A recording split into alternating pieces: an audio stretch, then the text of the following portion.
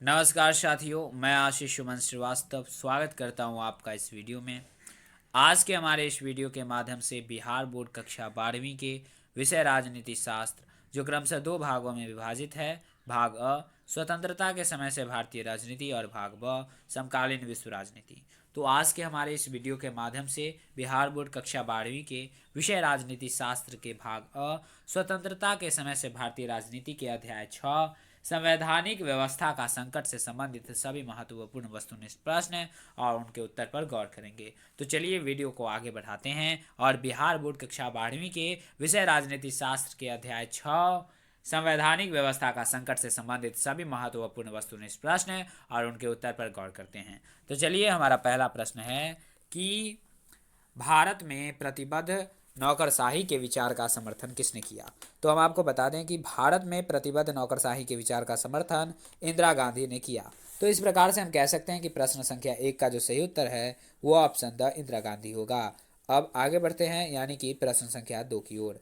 प्रश्न संख्या 2 जिसमें कह रहा है कि किसने कहा कि दोष होते हुए भी नौकरशाही एक अपरिहार्य आवश्यकता है। प्रश्न संख्या 2 में एक स्टेटमेंट दिया गया है, यानी कि एक कथन दिया गया है। कथन ये है कि दोष होते हुए भी नौकरशाही एक अपरिहार्य आवश्यकता है। तो प्रश्न संख्या 2 में कह रहा है कि यह जो कथन है वह किसने कहा। तो हम आपको बता दें कि हैरोल्ड लॉस्की ने कहा कि दोष होते हुए भी नौकरशाही एक अपरिहार्य आवश्यकता है।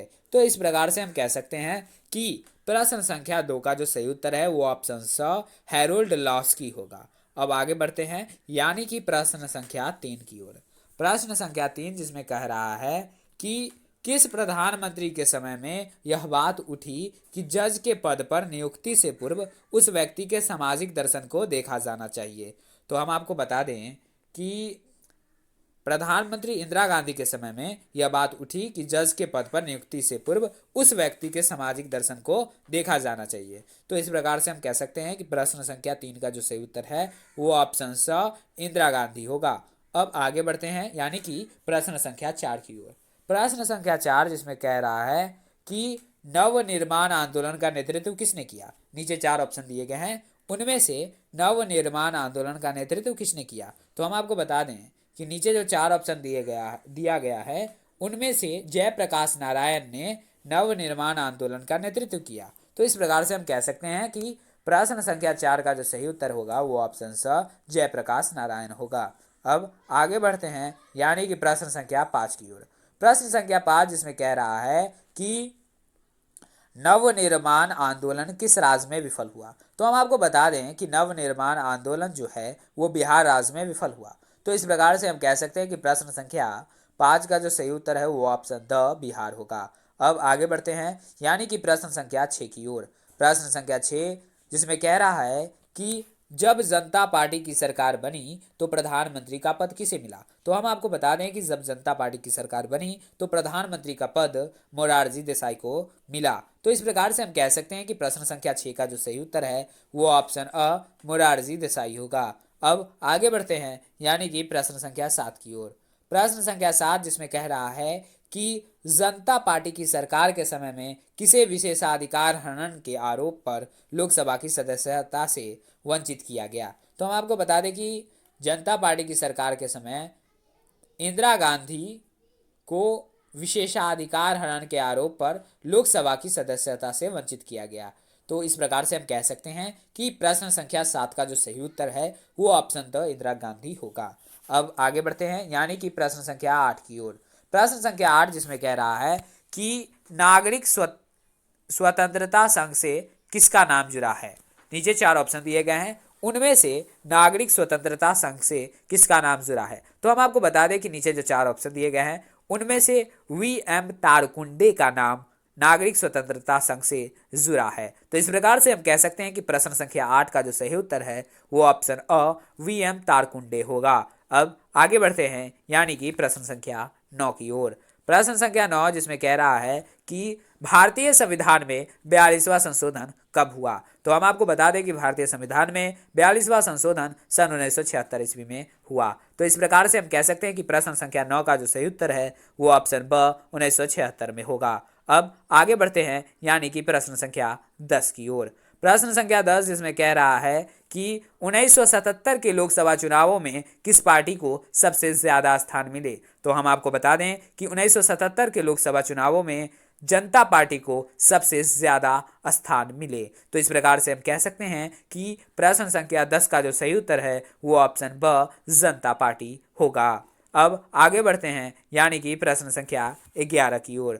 प्रश्न संख्या 11 जिसमें कह रहा है कि संपूर्ण क्रांति से किसका नाम जुड़ा है। नीचे 4 ऑप्शन दिए गए हैं, उनमें से संपूर्ण क्रांति का नाम किससे जुड़ा है। तो हम आपको बता दें कि संपूर्ण क्रांति से जयप्रकाश नारायण का नाम जुड़ा है। तो इस प्रकार से हम कह सकते हैं कि प्रश्न संख्या 11 का जो सही उत्तर होगा वो ऑप्शन स जयप्रकाश नारायण होगा। अब आगे बढ़ते हैं यानी कि प्रश्न संख्या 12 की ओर। प्रश्न संख्या 12 जिसमें कह रहा है कि जनता पार्टी का गठन हुआ था, यानी कि जनता पार्टी का गठन कब हुआ था। तो हम आपको बता दें कि नीचे जो 4 ऑप्शन दिए गए हैं उनमें से ऑप्शन जो द होगा वो सही होगा। जनता पार्टी का गठन इनमें से कोई नहीं, यानी कि न 1 मई 1977 को हुआ था, न 29 अगस्त 1974 को हुआ था और न ही 25 जून 1974 को हुआ था। यानी कि 3 ऑप्शन दिए गए हैं उनमें से कभी भी जनता पार्टी का गठन नहीं हुआ था। तो इस प्रकार से हम कह सकते हैं कि प्रश्न संख्या 12 का जो सही उत्तर होगा वो ऑप्शन द इनमें से कोई नहीं होगा। अब आगे बढ़ते हैं यानी कि प्रश्न संख्या 13 की ओर। प्रश्न संख्या 13 जिसमें कह रहा है कि जय जवान जय किसान का नारा किसने दिया। तो हम आपको बता दें कि जय जवान जय किसान का नारा लाल बहादुर शास्त्री ने दिया। तो इस प्रकार से हम कह सकते हैं कि प्रश्न संख्या 13 का जो सही उत्तर है वो ऑप्शन ब लाल बहादुर शास्त्री होगा। अब आगे बढ़ते हैं यानी कि प्रश्न संख्या 14 की ओर। प्रश्न संख्या 14 जिसमें कह रहा है कि 1975 में आपातकाल की घोषणा करने वाले राष्ट्रपति का नाम था, यानी कि 1975 में जो आपातकाल का घोषणा हुआ तो उस घोषणा करने वाले का नाम क्या था। तो हम आपको बता दें कि 1975 में आपातकाल की घोषणा करने वाले राष्ट्रपति का नाम फखरुद्दीन अली अहमद था। तो इस प्रकार से हम कह सकते हैं कि प्रश्न संख्या 14 का जो सही उत्तर होगा वो ऑप्शन अ फखरुद्दीन अली अहमद होगा। अब आगे बढ़ते हैं यानी कि प्रश्न संख्या 15 की ओर। प्रश्न संख्या 15 जिसमें कह रहा है कि 1975 में राष्ट्रव्यापी सत्याग्रह का नेतृत्व किसने किया था। तो हम आपको बता दें कि 1975 में राष्ट्रव्यापी सत्याग्रह का नेतृत्व जयप्रकाश नारायण ने किया था।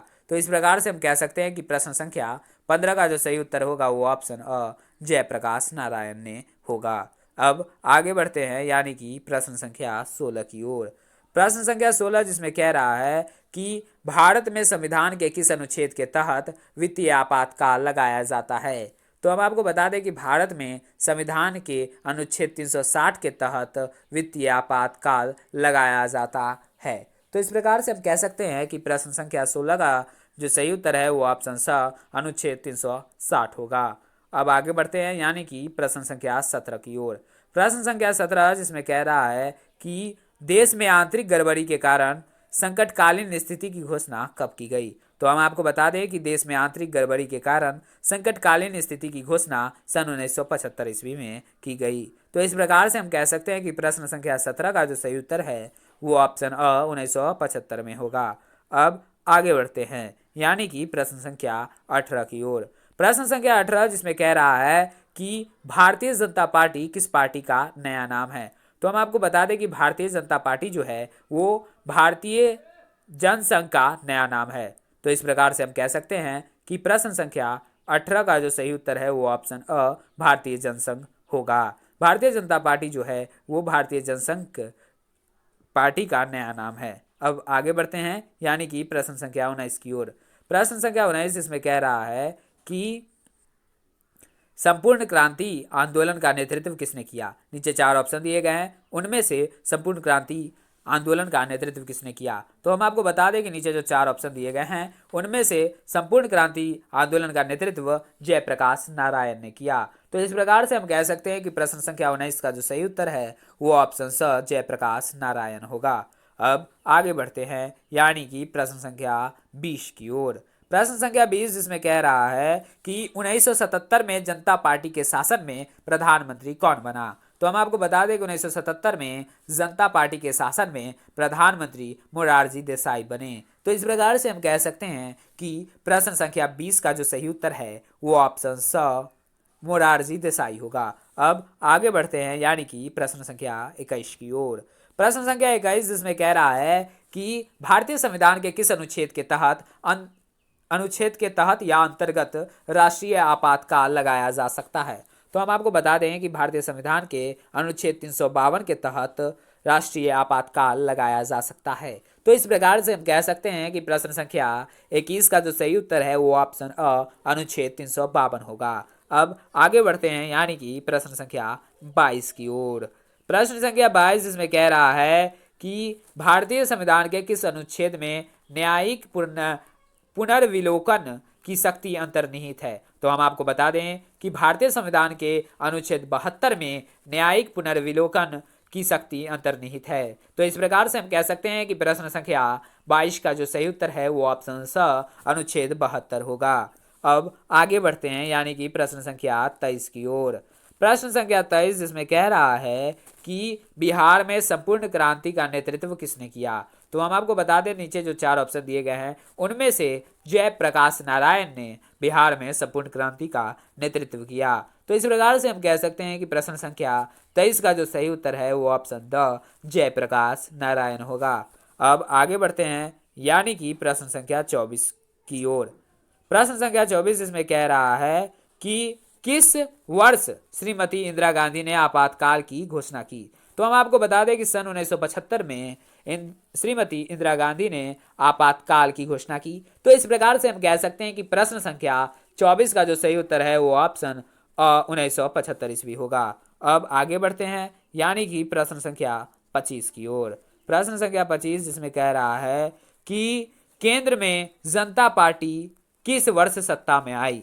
तो आपको पता होगा कि केंद्र में जनता पार्टी सन 1977 में सत्ता में आई। तो इस प्रकार से हम कह सकते हैं कि प्रश्न संख्या 25 का जो सही उत्तर होगा वो ऑप्शन ब 1977 होगा।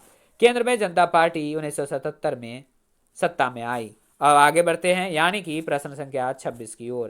प्रश्न संख्या 26 जिसमें कह रहा है कि 20 सूत्री कार्यक्रम किस प्रधानमंत्री से संबंधित है। तो इस प्रश्न का जवाब हम पिछले वीडियो में आपको दे चुके हैं कि 20 सूत्री कार्यक्रम जो है वो इंदिरा गांधी नाम के प्रधानमंत्री से संबंधित है। तो इस प्रकार से हम कह सकते हैं कि प्रश्न संख्या 26 का जो सही उत्तर होगा वो ऑप्शन ब इंदिरा गांधी होगा।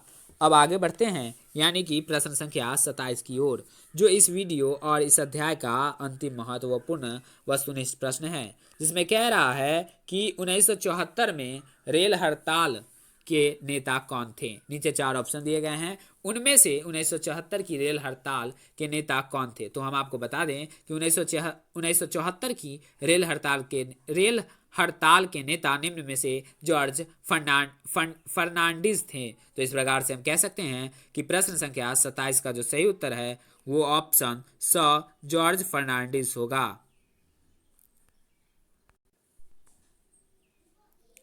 तो फिलहाल इस वीडियो में इतना ही। फिर मिलते हैं अगले वीडियो में विषय राजनीति शास्त्र के अध्याय 7 क्षेत्रीय आकांक्षाएं व संघर्ष से संबंधित सभी महत्वपूर्ण वस्तुनिष्ठ प्रश्न और उनके उत्तर के साथ। हाँ, आपसे अपील कि अगर आप बीएससी 12 सेशन 2020-22 से जुड़ी हर अपडेट के साथ विषय हिंदी, अंग्रेजी, इतिहास, राजनीति शास्त्र एवं अर्थशास्त्र की पूर्णतः तैयारी यानी कि सभी ऑब्जेक्टिव और सब्जेक्टिव क्वेश्चन और उनके आंसर का वीडियो चाहते हैं तो हमारे इस वीडियो को like, comment, share and channel को सब्सक्राइब करना ना भूलें। हाँ दोस्तों, एक और बात कि अगर आप हमारे द्वारा दिए गए इतिहास के चैप्टर वाइज अध्याय 1 से 15 तक के इतिहास के वस्तुनिष्ठ प्रश्न और उनके उत्तर का वीडियो नहीं देख पाए हैं तो हमारे इस वीडियो के डिस्क्रिप्शन में जाकर देख सकते हैं। और हाँ, अगर आप हमारे द्वारा दिए गए बिहार बोर्ड कक्षा 12वीं के विषय राजनीति शास्त्र के